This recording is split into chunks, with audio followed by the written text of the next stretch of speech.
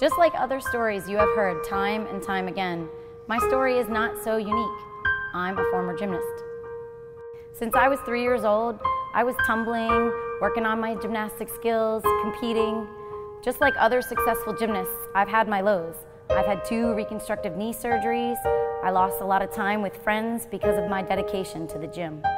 But I've also had my highs. I was New Jersey state champion for the level 9 when I was in high school.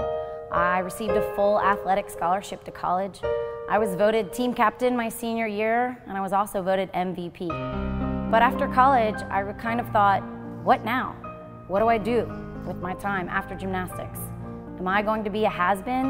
Is my time in athletics already over? So I hung up my grips, I hung up my leotard, and I had no regrets, really. I happily became a wife, a mom, a teacher. With my supportive family behind me, I started working out in functional fitness, and I got back in really good shape. Yes, I often look back at my career and I long for those days of being a competitive gymnast, but I'm pretty happy with my life. I think it's pretty awesome right now. In 2012, I came to CrossFit Impavidus. It was really fun to work out again in functional fitness. I got in really good shape and I started competing in local competitions.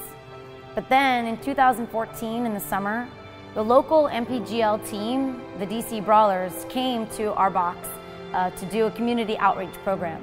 They actually did a race, a grid race here, and I got to meet a lot of their athletes on their team, and just seeing them compete in grid lit a fire inside of me.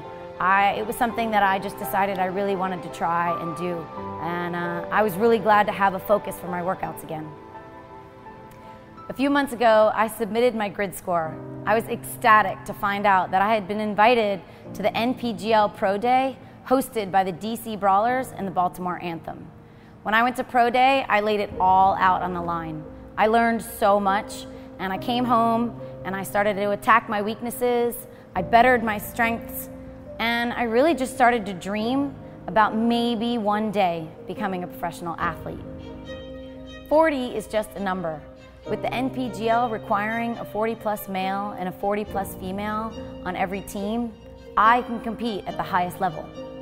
I get to compete with Lindsay Maneri, Dmitry Klokov, Sarah Beth Phillips, and Irving Hernandez.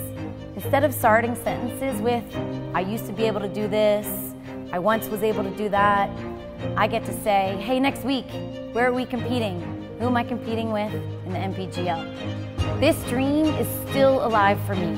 Whether or not I get picked now is inconsequential.